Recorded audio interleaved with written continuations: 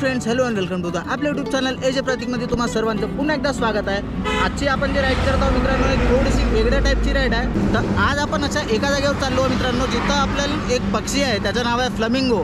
Flamingo पाहण्यासाठी आपण चाललो आहोत पुणेपासून कमीत कमी 130 किलोमीटर दूर। तर आत्ता वाजत आहे दुपारचे 9:15 शंकरपाड्या। फ्लेमिंगो पाहण्याचा तसा 2 टाईम असतात, एक सकाळचा आणि एक संध्याकाळचा।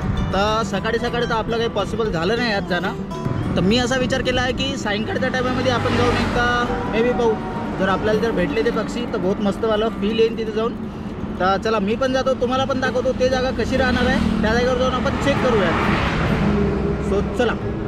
घरून निघता मित्रांनो सर्वात पहिलं आपलं काम राहते म्हणजे गाडीमध्ये टाकणं पेट्रोल। तर इथं आला पेट्रोल पंप, तर भरून घेऊ, टंकी फुल करू। तसे आपल्याला 150 किलोमीटर जायचं आहे वन साईड। तर आता पाहू नेक्स्ट का होणार आहे। साधं तर ते जे पोरगी होती ना पेट्रोल टाकणेवाली, ते म्हणत होती की स्पीडवाला टाकू की साधंवाला टाकू। म्हटलं बाई साधंवालाच टाक, कारण की स्पीड आमचा हिमालयला भरपूर आहे। तसा पांचट जोक होता, पण जे होतं ते होता।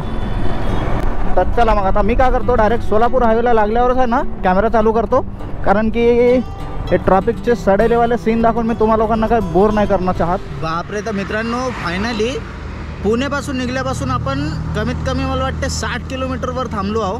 आणि गरमी अशी खतरनाकवाली चालू झाली आहे ना। फरवरीच्या महिन्यात मित्रांनो यार हिवाळ्याच्या जागेस आला उन्हाळा पडणं चालू झालं आत्तापासून। तर मला वाटते समोरच आपण अजून 5 मिनिटांनी कुठतरी थांबू आणि एखाद्या ज्यूसच्या दुकानात वगैरे थांबू। मला वाटते का गन्न्याचा ज्यूस एकदा आपल्याला पिऊन घ्यायला पाहिजे, बहुत कारण पोटात गरम गरम वाटत आहे।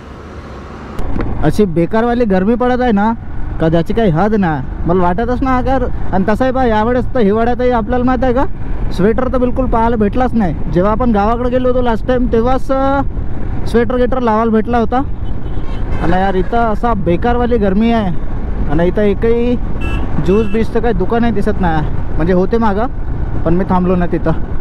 तर इथं कुठेतरी समोर पाहू पद्धतशीरपणे थांबू, पटकनपैकी आपण पिऊ ज्यूस, पोटाला करू शरीराला करू थोडंसं थंडगार, आणि मग निघू आपण समोर। फायनली इथं भेटला एक मित्रांनो आपल्याला ज्यूस, म्हणजेच की गन्ने का ज्यूस। तर इथं फायनली मित्रांनो आपला बनत आहे ज्यूस, आणि पाहू आता कसं वाटणार आहे, कारण की एवढं बेकारवाला गरमी होत आहे ना यार, पूर्ण घाम होऊ ना पूर्ण चेहऱ्यावर। तर ज्यूस पिऊ ना पाहू आता। दादा अजून एक द्या ना। तर या जागेवरचा ज्यूस मित्रांनो एवढा मस्त होता की एका ग्लासानं आपलं काही पोट तर भरलं नाही, आपण डायरेक्ट मागवले दोन ग्लास ज्यूस। तर दादा हे कोणती जागा आहे? यवत शेरू डाबाच्या समोर। ओके। जरा समजा सोलापूर हायवेवर जर तुमचं कधी येणं झालं तर या जागेवर नक्की थांबा, खूप मस्त ज्यूस होता। सो चला मग इथून निघू ना। आपला कॅमेरा माहीत नाही काय झाला आहे, कसं लपर करताय पहा। गरमीमुळे एवढा जास्त बेकारवाला गरम झाला आहे का हा काहीतरी वेगळा परफॉर्मन्स देऊन राहिला आहे। तर चला पाहू, त्याला थंड करू थोड्या वेळ, झाला तर ठीक, नाही तर रिपेअर करायला लागेल। हायवेवर येऊन एवढं जबरदस्त वाटतं ना मित्रांनो, बहुतच सही। आणि इथं मस्त ना मगांपासून ट्रॅक्टर भरून हे चालले ऊस, काय म्हणते त्याला, गन्ना। मे बी या एरियामध्ये बहुत जास्त ऊसाच्या शेत्या आहेत, त्याच्यामुळं जसा की ह्या बा एकदा अजून आपल्या समोर आलेला आहे एक गन्न्याचा ट्रक नाही ट्रॅक्टर, जबरदस्त। जेन्युइनली मित्रांनो एवढी बेकार गरमी आहे ना, मी ज्याची हद सांगू नाही शकत। बाईकचा टेम्परेचर आता दिसत आहे मला इथून 39, थोड्या वेळा पहिले 43 होता। मी थांबलो त्याच्या पहिले, थांबल्यानंतर थोडंसं अजून थंड झाला। आता आपण कंटिन्यू चाललो होतो, मला वाटते अजून थोड्या वेळा नाही ना तसंच होईल। आणि जेव्हा आपण लॉंग राईडवर राहतो ना मित्रांनो, तेव्हा काय होते माहिती आहे का रायडरसोबत, म्हणजे आता जसं माझ्यासोबत होत आहे, आता हे जे हाताचा हा वाला जो पोर्शन दिसत आहे हा जॉईंट, हे काय क्लच दाबून कंटिन्यू हा जॉईंट आपला दुखत राहते। प्लस त्याच्यानंतर हा जो कांदा आहे आपला इथला, तर आपला जो लेफ्ट साईडवाला जो शोल्डर आहे ना तो पण बेकारवाला एकदम दुखत राहते। तर याच्यावर दुसरा काही उपाय तर आहे नाही आपल्याकडे। जर समजा व्हॉलिनी स्प्रे जर असला, किंवा जर पिलियनमध्ये जर कोणी मागं बसून राहिला, मस्त रिलॅक्समध्ये आपल्याला मसाज करत आपण जाऊ शकतो कुठपर्यंतही। पण यार सोलो राईडमध्ये बहुत जास्त डिफिकल्टीज राहतात यार। आणि एवढं सगळं होऊ नये मित्रांनो, तुम्ही लोक सबस्क्राईब नाही करत चॅनलला, तर मग काय अर्थ आहे यार। तर चला मग याच गोष्टीवर मित्रांनो करा सबस्क्राईब आणि आपण जाऊन पाहू आता फ्लेमिंगो. आणि मला असं काऊन वाटत आहे माहीत नाही का, आजची आपली जी राईड होत आहे हे बहुत जास्त नेचर लवरवाली होणार आहे. कारण की मला इथं बहुत सारे फ्लेमिंगो प्लस दुसरे पण खूप सारे पक्षी दिसत आहे. तर त्या जागेवर जाऊ आपण आणि मस्तपैकी करू आता शूट तर करू पण आपण स्वतःसुद्धा एक नंबरवाला फील घेऊ त्या जागेवर जाऊन. कारण की हे जे फ्लेमिंगो आहे हे 12 ते 13,000 किलोमीटरचा ट्रॅव्हल करून इथपर्यंत येतात आपल्या महाराष्ट्रामध्ये. असे काय इथं खूप सारे लोक बी आले आहे. गन्नाचा दिवसही चालू आहे पद्धतशीर. आणि बोटिंगसाठी पण इथं पाहू आता का चार्जेस लावणार आहे. त्या जागेवर जाऊन आपण चेक करू.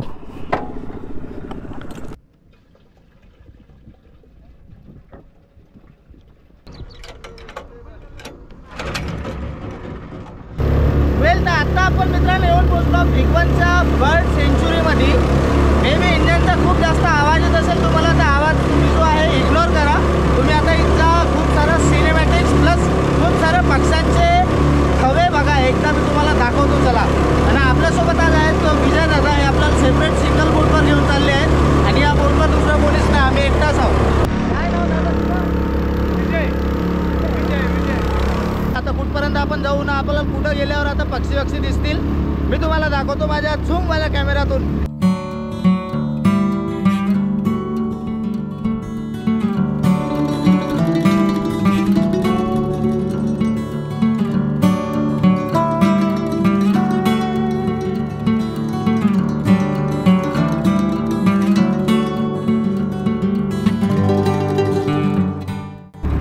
इथं पाहत आहे का मित्रांनो, किती सारे आपल्याला वेगळ्या प्रकारचे पक्षी दिसत आहे.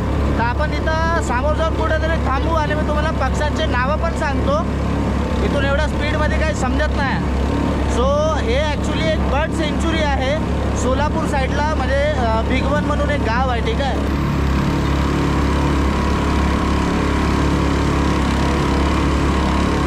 आपण एकदम परफेक्टवाल्या टाईमवर आलो मित्रांनो, सनसेटच्या टाईममध्ये.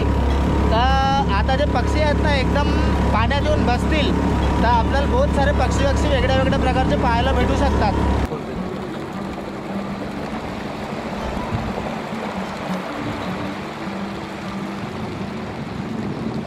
हे जे ब्लॅक कलरचे बर्ड्स आहेत त्याच्या कपाळाला बरोबर पांढरा टिक्का आहे. चोच आणि कपाळ पांढरे. हा कॉमन कोट आहे. याला चांदवा किंवा वारकरी म्हणतात मराठीमध्ये. वारकरी आपल्या भाषेत आपण पानकोंबडी म्हणतो, त्याला शास्त्रीय नाव वारकरी. आपण थोडंसं जवळ गेलं की हे पाण्यावरती आपल्याला पळताना दिसेल. त्याच्या पायाला पडदे असतात त्याच्यामुळे पाण्यावरती पळायला ग्रीप सापडते त्याला.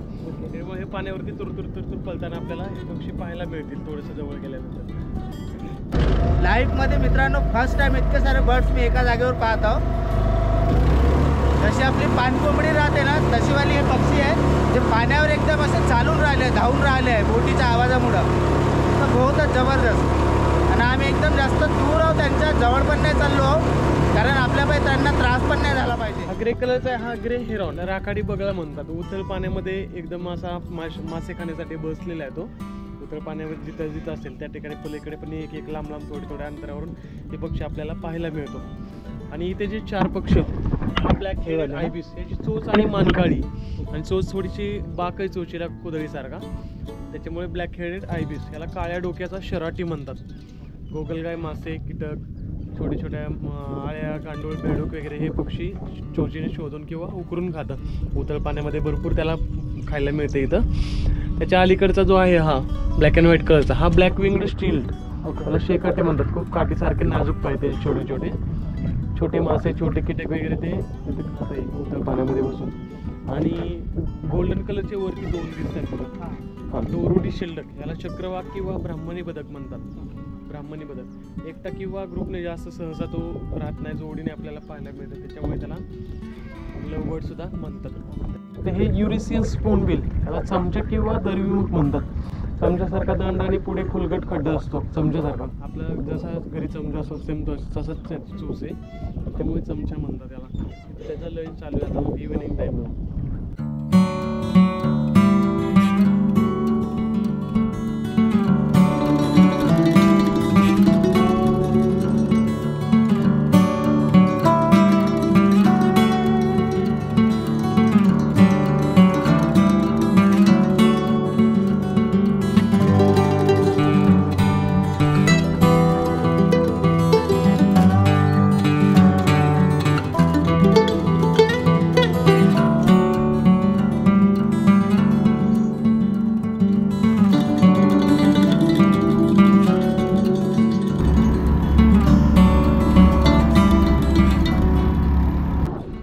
चालते मित्रांनो, आत्ता आपण फायनली त्या जागेवर येऊन पोहोचलो आहोत जे गोष्ट पाहण्यासाठी आपण इथं आलो आहोत. म्हणजे आपल्या समोर दिसत आहेत फ्लेमिंगो.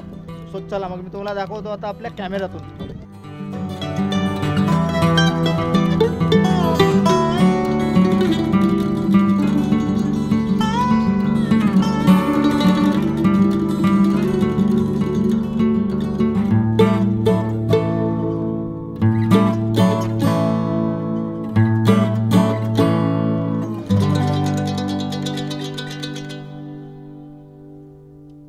जे ब्लॅक अँड व्हाईट कलरचं दिसतंय ना, पांढरा रंग काळा रंग, ते पिल्ल आहेत. पिल्लांना कलर कमी असतो आणि जे कलरफुल आहेत अडल्ट आहेत ते मोठे मोठे, त्यांना कलर जास्त आहे.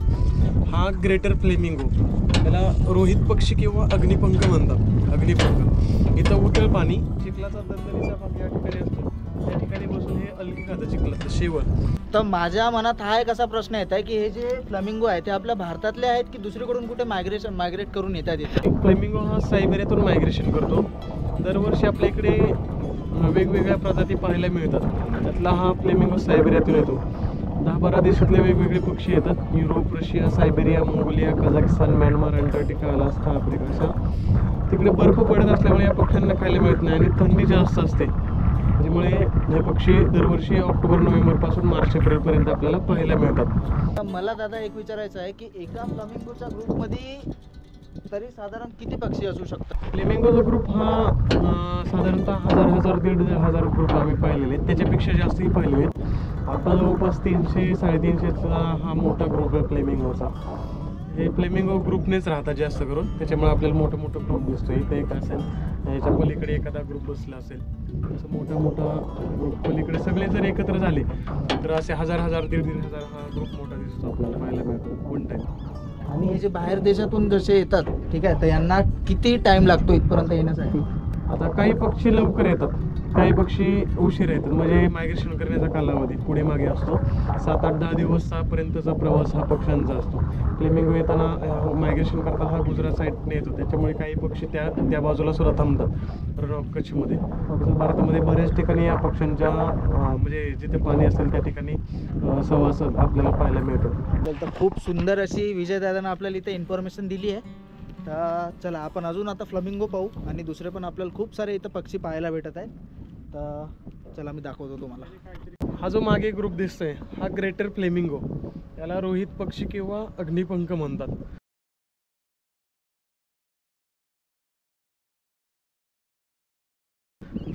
चिखलाचा दलदलीचा भाग ज्या ठिकाणी असतो त्या ठिकाणी हे अलगी खातं. चिखलातलं 3-4 महिने पाणी साठल्यामुळं अलगी तयार होते, शेवळ तयार होते. ते शेवळ खाण्यासाठी हा पक्षी आपल्याकडे मायग्रेशन करून इकडे स्थलांतरित होते दरवर्षी बिगवनमध्ये. बिगवनला उथळ जागा जास्त असल्यामुळे, उथळ भाग जास्त असल्यामुळे आपल्याला वेगवेगळ्या प्रजाती भरपूर पाहायला मिळत आहेत. आत्तापर्यंत बिगवनला 300-350 प्रजातींची नोंद झालेली. दरवर्षी 168 जातींपेक्षा पक्षी मायग्रेशन करतात, वेगवेगळे प्रजाती. हा महत्त्वाचा आकर्षण असणार आपल्या मागे फ्लेमिंगोच्या वर्ल्डमध्ये टोटली 6 प्रजाती, आशिया खंडात 2 आणि अमेरिका खंडामध्ये 4, अशा टोटली 6 प्रजाती आपल्याला आशिया खंडातल्या दोन्ही मायग्रेशन झाल्यानंतर पाहायला मिळतात. लेसर फ्लेमिंगो मुंबई साईडला खाडीच्या ठिकाणी किंवा रन ऑफ कच्छमध्ये त्या ठिकाणी भरपूर संख्या फ्लेमिंगोची ते लेसर फ्लेमिंगोचे पाहायला मिळतात आपल्याला त्या ठिकाणी. आणि इकडे बिगवनला म्हटलं तर हा ग्रेटर फ्लेमिंगो, मोठा रोहित पक्षी. वेल तर इथून आत्ता आम्ही निघत आहोत मित्रांनो, कारण की सनसेट होणार आहे थोड्या वेळात. येणाऱ्या अर्धा तासामध्ये पूर्ण खाली चाललं जाईल, तर आपल्याला बाकीचं काही शूट नाही करता येईल. तर आपण याच्या पलीकडच्या साईडमध्ये जाऊ आणि तिथं पण खूप सारे पक्षी आहेत, ते वाले पण जाऊन एकदा आपण चेक करू.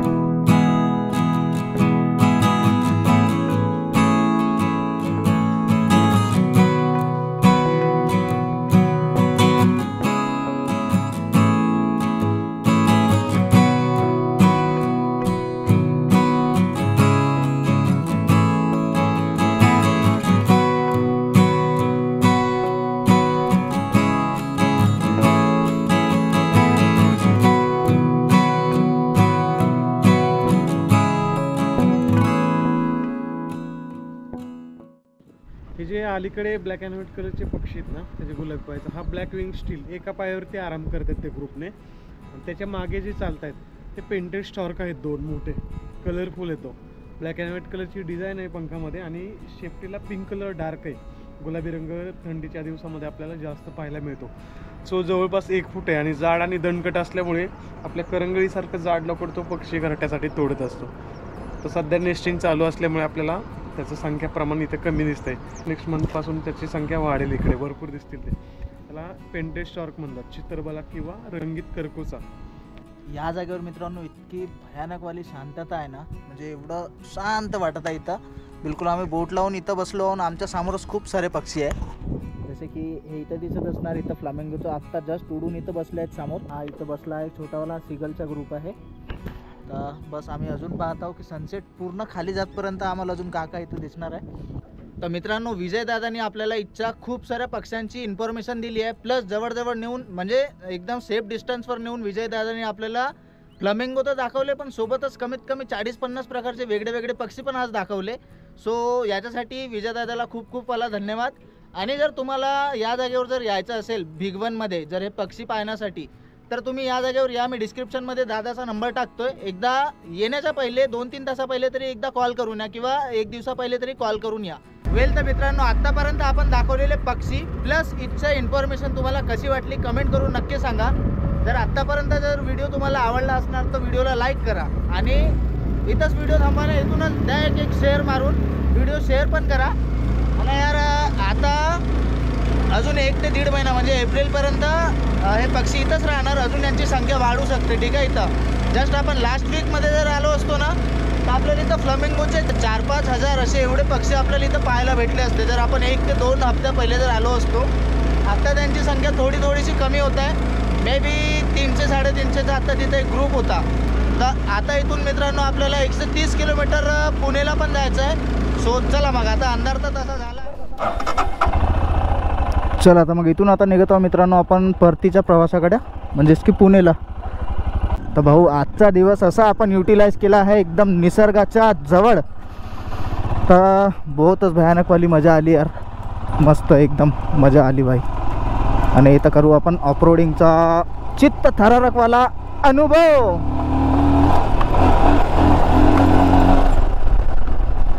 तर बहुतच जबरदस्त यार.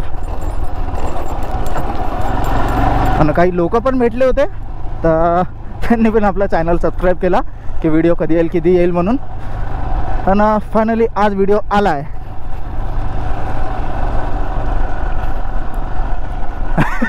दुरून पाहताना असं नाही वाटत का इथं कोणतरी चुडेल बुडेल लटकली आहे ना, पाहून राहिली आपल्याकडे म्हणून. आईच्या गावात भारी सीन व्हायचा.